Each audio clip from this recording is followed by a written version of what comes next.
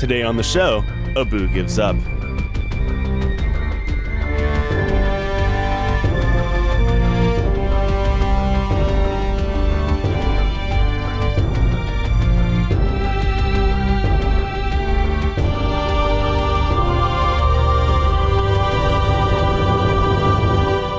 Welcome to Lore Party, the podcast that explores the stories, characters, and universes behind some of our favorite video games. I'm Neil. And I'm the guy that gave up, Abu. What happened, man? You had the ice beam, you had the power grip, the high jump boots, you got to Kraid. Did you even fight Kraid, or were you just in the area? I was just in the area. I was about to fight Kraid. I stopped playing right before that boss fight. I know, you're shaking your head. You're so disappointed in me. I have an excuse. Okay, let's hear it. It was my birthday a few weeks ago, and as you know very well, I got a Nintendo Switch for my birthday. And I got Stardew Valley, and I got Breath of the Wild, and I've been doing nothing but playing both of those incredible games, and I've been completely derailed from playing Metroid. This is your podcast, but that's fine. I understand. I have a Switch.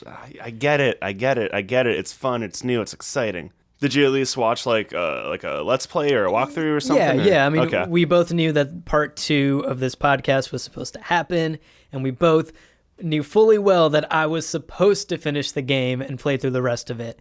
Considering I didn't, I decided to at least watch a walkthrough of the rest of the game to get an understanding of what I'm missing out on. And honestly, it gets really good after Kraid. Like, I'm a little disappointed in myself. Yeah, you get that one Juggernaut item I was talking about. I think of the last one, the speed booster. Yeah, right. We talked about the speed booster at the end of the last episode, and you get the speed booster, you get the long beam, or whatever kind of like wave beam. The wave beam, right. You get all of these crazy upgrades, not to mention the super suit, which we'll talk about a little bit later on. Yeah, so a lot of exciting things happen in the not even second half of the game. I can't even claim to get halfway through the game, but the final 2/3, I guess. Yeah, I'd say you're a third of the way. Right. So I figured we would start this discussion off exactly where I left off. Okay. And we'll pick it up at Kraid, and we'll try to go as chronologically as we can. Mm-hmm. And I did the same thing I did last time. As I was watching the walkthrough, I jotted down any questions about the lore, about the world, about the story, about Samus, about Zebes, anything that was happening. I wrote down some questions, and I'm going to hit you with my questions, and let's dig through the lore in Metroid. Yeah, sounds like a plan. Cool. So first things first, right? I was at Kraid. I was about to fight him. Who the hell is Kraid? He is one of the two generals of the space pirates, the other being Ridley. He's just there. He's big. He's green. He's mean, and he's ready to kick your ass. You got to do him in first. Yeah, and considering he was the first boss fight, I can guarantee that I would have absolutely gotten stuck there and never been able to beat him. It's like this low-grade bullet hell almost. And if you hate platformers, like that's still the boss that gives me the most trouble in that game. Like, absolutely. Yeah, it's surprising that the first boss fight looked so incredibly difficult. I mean, all of them look difficult, and like Ridley later on looks like he would have crushed me, but the Kraid boss fight especially looked difficult. Just rising out of the ground like he does. And that's the thing too that's nice, because in Super Metroid you're on the same planet, but it's a lot more barren because of what happens at the end of Zero Mission. Kraid's also in that one, and they bring him to scale in this, because in the original Metroid he's just the size of you. He's the mini Kraid before Kraid. Oh, okay. Anyone who played the original Metroid and played Zero Mission for the first time, you're like, oh man, I'm fighting Kraid. That was so easy. And then you go to the next room and you're like, holy shit, this is Super Metroid handheld almost. That's cool. I mean, he was huge. Like, he takes up almost half the screen on the left-hand side when you fight him during that boss fight. Okay, so after Kraid, you essentially start getting sneak peeks of Ridley. Yeah. Who seems little cutscenes almost, right? Little photos. Mm-hmm. Yeah, you get the cutscenes. You see some ships zooming in towards Zebes, and then you see Ridley in one of the ships, and you're like, oh, who the hell is this pterodactyl-looking dude? And he's headed towards the ship while you're doing a couple other things on the map still and collecting a couple more power-ups. But he eventually finally arrives. You go to the location map area called Ridley, right? Mm-hmm. And then you do a bunch of shit there and get a bunch of collectibles. The part of the game that I think is the least interesting to me So I don't like platformers to begin with, but I think the part of this game that really, really didn't attract me in any way was a lot of the backtracking. And, backtracking in a lot of games can be done poorly. And I think in Metroid especially, it's an example of a good way to do backtracking. Absolutely. Because item gating, honestly. You Correct. got a cool new thing. You're like, I've seen that block before. This correlates with what I have. And you're constantly making shortcuts and zipping around to where you need to go. Yeah, absolutely. So I think while it was done incredibly well, and I have to appreciate the map design, like considering the fact that they have to give you a path to get through this room normally before you get an item or before you get the speed boost and you get to do the star or whatever. The Shine Spark. Shine Spark, which right. is amazing when you do it for the first time. Yeah, it looked amazing. I mean, like, the rooms have to be accessible to both strategies. And just thinking of that from a design perspective, mind-blowing. Mind-blowing. Like, I have to appreciate the map design, but a lot of the backtracking, I know it's part of the the whole Metroid gig and exploring and things like that, but that really turned me off from it. Anyway, back to the lore questions that I had. So you do some more stuff on Ridley, you get some more upgrades like the wave beam and the super missile, I think, and then you fight Ridley. So fill me in on Ridley, because I feel like he's outside of Mother Brain, who you only get one cutscene So as of. one of the cool codes in the original Metroid, engage Ridley motherfucker, that's what you're doing. So basically, we touched on it in the first one. He killed maybe 8. Still have to brush up on the manga. Your parents. And Damn. So there's a personal stake in this fight. There's a personal vendetta. Like, wow. Okay. He helped kill your parents. He helped slaughter the Chozo people that raised you thereafter. You want him out of your life as fast as possible. Damn. He knows, and he's coming to the planet because he's in with the space pirates. Mother Brain's controlling them. You saw that she has cameras on you when you entered Zebes and got the morph ball. So where is he on the hierarchy? So he's like right under Mother Brain. Oh, okay. Basically, the space pirates were his, and she, or it rather, kind of took it, like slid in and took over. Oh, I see. So he's the second in command after Mother Brain comes in and takes over. Mm-hmm. Damn. Okay, so he's the top dog when it comes to the 100%. Space pirates. Oh yeah. And this game, it's also the easiest fight because he's not cybernetically enhanced in any way, shape, or form. He's not fueled by some mysterious space substance. He's just this is him in his most basic form, and you can just damage him in any way. You don't have to shoot at his mouth or his chest plates or anything. It's just you and him, and you dog it out. Okay, so as I continued the journey through the walkthrough, we beat Ridley, or we think we beat Ridley. Spoiler alert. Right. And Look out. Yeah.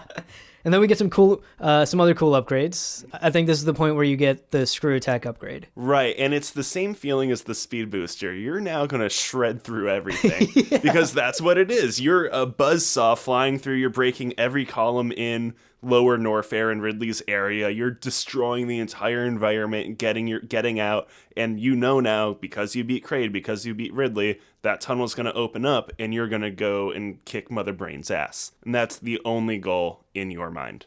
That's absolutely true. Like, Mother Brain is up next on the chopping block, and we're here to fucking do it. Absolutely. It's really interesting to see how each power does two things. It fundamentally changes Samus's quote-unquote power and ability to like take out monsters, but it also like drastically changes the way she can traverse the map. Right, and the beams are a great example, honestly, because you get the long beam. You don't have a pea shooter anymore. It's still not powered, but it's going far. Cool. You get the ice beam. You can now freeze opponents. They're not going to attack you. You can make platforms out of them. It helps you shatter them. You get the wave beam. Oh man, there's a column between me and the super powerful enemy. I can take cover and rail them. Yeah. And then the plasma beam, which takes that to the nth degree, and you're shooting through enemies. So, and all those beams stack together. So you just mash the A button or B button, however you have it, and you just destroy a room standing still. Yeah, absolutely. So much power by the end of the game, and we'll get to that a little bit later on. But really interesting how fundamentally each power sort of changes Samus. And to reiterate from part 1 of this Metroid podcast, those are Chozo powers, correct? And she's integrating them into the Chozo suit. Yeah, the Chozo power suit, Chozo upgrades, everything. Gotcha. And the Chozo are no longer around. They're extinct maybe because of Ridley? Yes, more or less. Ridley and the space pirates came to their planet. Mother Brain turned on them, took over the space pirates.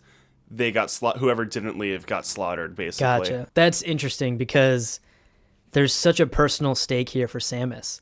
I didn't realize that the space pirates and Ridley had such a direct hand in... This is her home, you know? This her is new her home. Yeah, right. This is her home. This is where, I guess, her sort of adoptive parents or her adoptive family were destroyed. Yeah. Okay, so let's move on to the next big section in this walkthrough that I was watching. By the way, I want to shout out this guy that was doing this walkthrough. I forget who it was, who the YouTuber was, but he was doing an incredible job speedrunning on hard through this game faster than I could have gotten through one section of the game. Like, he was collecting all the items and speedrunning through it. He had all the secret blocks that you have to break and the pathways once you memorized. know it, you know it. Yeah. Yeah, once you know it, you know it, which is incredible. Like, that's got to be such an empowering feeling for him. But anyway, he gets to Turian, which is the space pirate base on... Yeah, that's the only artificial part of that planet. Because you're going down the elevators, everything's chrome and tubing and completely foreign from everything you've seen so far. Right. It's sterilized. a huge shift from like the natural, the blue bubbles, the red bubbles, the terrain of Zebes. Mm-hmm. And suddenly you're in like this industrial complex. So you get to Turian, and this is the first time you come across the Metroids. Yes. Holy shit. Holy shit. And your introduction cutscene to the Metroids is 4 of them eating away at a space pirate corpse. And throughout the Turian space station, or not space station, I guess the Turian base on the colony, all you see are these corpses everywhere, and then a fuck ton of Metroids attack you. And it's horrifying, too, because it's not like any other enemy where it's like, oh, you're on the screen. They come out of the background. Yes, That's the scariest part, because they're intangible, and you know they're coming, and you have to just get out of the way to handle it. Yeah, they just materialize out of nowhere. So, next big question, of course, is...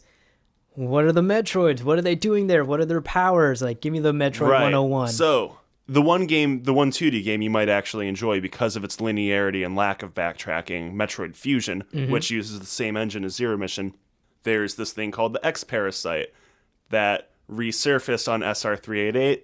The Metroid was created to take out this parasite that was wiping out everything on the planet. Gotcha. It was a real fight fire with fire scenario. Yeah, sort of an antivirus to a virus. Right. So the Galactic Federation, who has you employed on this mission, they were looking into it, and once they realized how dangerous this creature is, they pretty much froze it up. And this is, again, from the Zero Mission manga. They're like, all right, this is on stasis. We gotta do something about this.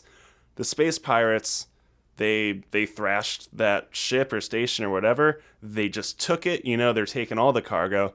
They get back to their base of operations. They're doing research on it, and they figure out what it is. And what it is it is a biological super weapon. And you've seen, it literally sucks the life force out of anything it comes in contact with. Running more tests, they find out exposure to beta rays makes it multiply super fast. Oh my god. So they create an army of Metroids to wipe out and take over any Galactic Federation planet they so choose. At least that's the plan. That is based the plan. Off all the dead bodies and corpses, that plan looks like it's backfiring. But Mother Brain also has control over these Metroids still. I see. Okay.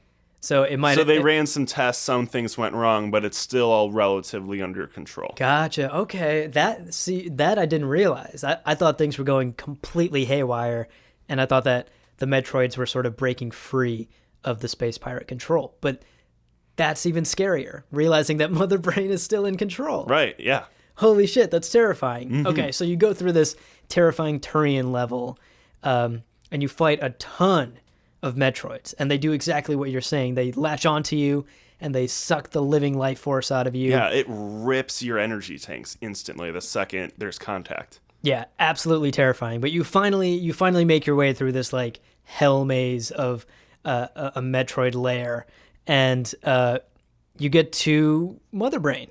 And Mother Brain is literally a giant... It's what it sounded like. Yeah, it's a giant brain in a jar.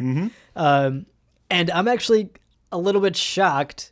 maybe the guy playing was just really, really good in this walkthrough that I was watching, but I'm really shocked how easy that boss fight seemed. That fight, really, it's more environmental. It's kind of a bullet hell. You have turrets shooting at you, these things called rinkas that you need to freeze and dispatch the second you see them, a pit of acid, not lava, but acid, so the various suit won't protect you.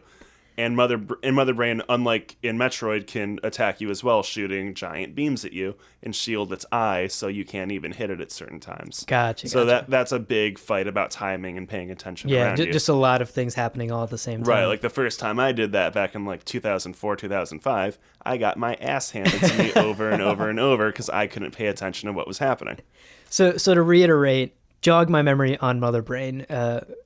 What is it? What are its powers? Yes. What are its goals? Big Chozo supercomputer. It basically ran Zebes. It kept everything in order, kept all the creatures from attacking or doing anything. Just, it honestly was, like we said before, it was a big old Google Home just doing what you needed it to do and keeping track of everything. Damn, I see. Okay.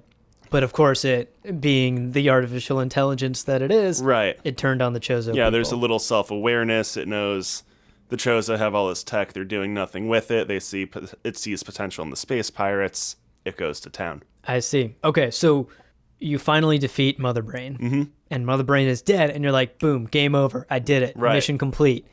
And then the self-destruct sequence starts, and Samus has got to book it. Which is iconic in Metroid as well. You beat your final boss. Everything's it's going to activate a self-destruct sequence, and yeah, you gotta get the hell out of there as fast as possible, going up this crumbling giant tunnel and get out to your ship. And it's stressful because you think you're done, you know? Right, you're like, I killed Mother Brain, mission complete, I destroyed all the Metroids, time to go, cut my paycheck and get out of here. But you get on your ship, you get out into space, and the space pirates are waiting with an ambush there. Yeah. And they shoot you down. Yeah, all these frigates are just hanging out in orbit. All their ships are there. And you really weren't thinking about that at the time, how weird it was you never fought any space pirates on the planet. Yeah, I mean, I'm already thinking about how I'm going to spend this government money that I'm about to get. Exactly. But you get shot down, you crash back onto the ship, you lose your suit. Samus is now just Samus. Mm-hmm. And you decide to break into the mothership. Yeah. Into the space pirate mothership. You crash land in an area called Chozodia. Right. That was basically the home. That's where Chozo lived and did their thing on the surface of the planet. Because obviously you don't just live underground in all of these tunnels. Yeah. So they just, pretty sacrilegious, they just took over this giant base of operations of the Chozo, made it their own. You're going through all these temples and areas that you know that you grew up in, and you're taking cover with your useless emergency pistol. Yeah. And you're just trying you're just trying to get through there and figure out what's going on. Is there a way off? Can I get a ship? Something. And then you come up to this big, giant, imposing mural. And that's where things get a little weird. That's where things get real. Yeah. Wow. That was a moment that really struck me. I do want to point out that this is also the first time in the game that you see a living space pirate. Yes. Because so far you've just seen corpses, but now you actually see them. And the first immediate thought that I had... They're everywhere. And the immediate thought that I had, they're like these crab people. And I don't know if you watch South Park, but I immediately thought of the crab people from South Park. So, I know the one you're talking about, actually. So for the folks listening, if you need a visual of what the space pirates look like, at least in Zero Mission, crab people. But so you get to the mural, and it's a giant mural of somebody in a Samus suit. Mm-hmm. And you get this cutscene where you flash back to a baby Samus, not a baby Samus, but a child Samus. Little Samus is there with that older Chozo, and they're looking at this mural. And you notice something carved in the corner of the mural too, which you come back to at the end of the game. Mm-hmm. But this is where you get a baller ass suit. Yeah. So basically, you have to pass this giant test of integrity, more or less. Like, do you earn this power from the Chozo, the people who helped raise you, and you're infused with their blood and their DNA, and they put all their trust in you, but now you have to prove it. And you do, And the mural is basically holding a mirror, and it's a reflection of yourself. You're looking into your soul almost. Wow. And you pass the test, and all this unknown Chozo tech that's not in Mother Brain or the Pirates database, stuff that's never been seen before, you basically get to understand and decipher what it is and integrate it. And you get the gravity suits, Baller. the space jump, which that's where the infinite jumping comes from, and the plasma beam, which lets you shred through all the armor of the space pirates. Amazing. Amazing indeed. And now this base that you were so scared to crawl around for getting caught and everything rushing at you, you're now just ravaging it. Yeah. You can just walk through, destroy everything. Space pirates are now hiding from you in those shadowy corners. Yes, what a powerful storytelling technique.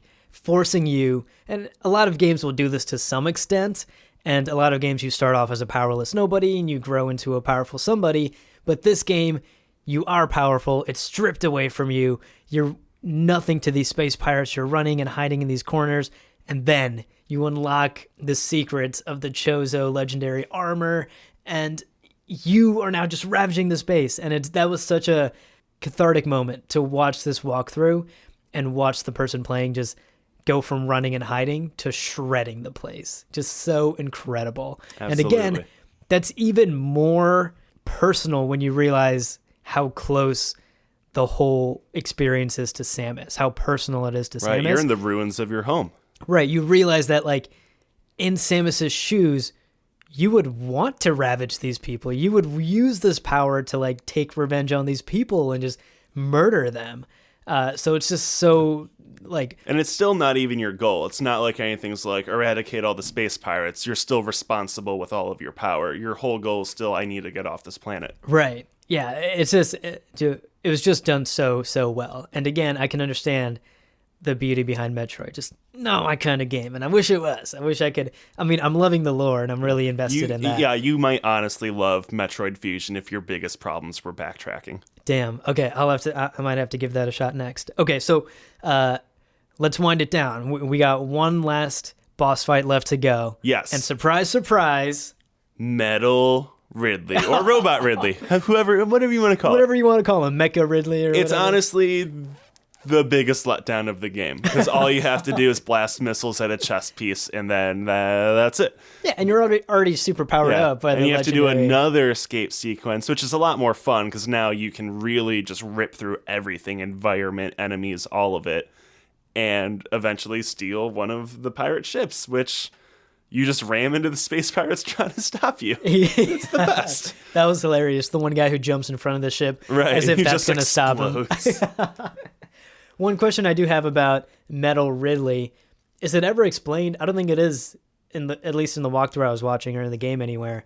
Is it ever explained how he became metal or why he came back? It's a literal robot. They're just like, hey, let's make a statue of our leader, but also let's make it super powerful and help run our base of operations here, you know? Oh. So that's why you destroy it. Ridley. Right. Mm-hmm. It's just a metal version. Right, which you can kind of spitball and take a leap to say that the Robo Ridley designs paved way for Meta Ridley in Metroid Prime 1, 2, and 3, as those games take place between Metroid 1 and Metroid 2. So he gets cybernetic wings, he gets some metal pieces on him, and you can kind of see those designs come from that. Gotcha. Okay, that's interesting. I didn't realize that was two different Ridleys. I was like, oh, what? They resurrected him and gave him some metal arms. Yeah, the Ridley stuff's kind of weird in Metroid. He just keeps coming back in some way, shape, or fashion. Yeah. But it's always explained, which is nice. That is nice. And it's interesting to see that he almost overshadows Mother Brain. Like, I thought Mother Brain was the big bad, and she technically is, lore-wise, but Ridley is really the person that you are the most scared of. He gets the most screen time in this game, at least, and he gets the most boss fights. You fight him twice. So it's interesting that, like, he's really the big bad that you're in touch with, or at least interacting with the most. And then Mother Brain is sort of like the omnipresent bad person controlling everything. Okay, so you get on the ship and you get off the planet, and then it cuts to essentially the mural again. And there's a really, really touching final scene at that mural. It zooms in real close on the little scratchings that you saw earlier when you earned the suit and you went through the test.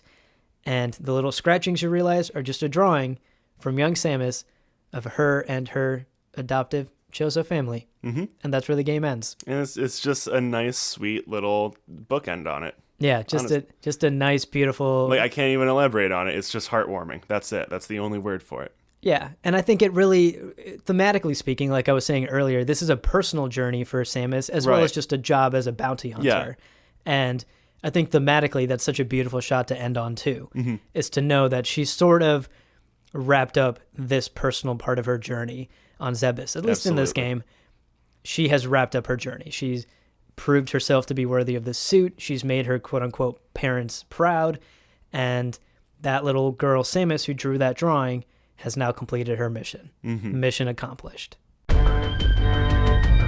Next time, I'll discuss Metroid 2 with lore party member Lawrence Kelly, and I'm going to get to the bottom of why he's doing this to himself with this outdated game. We want to thank you for tuning in and being part of the show.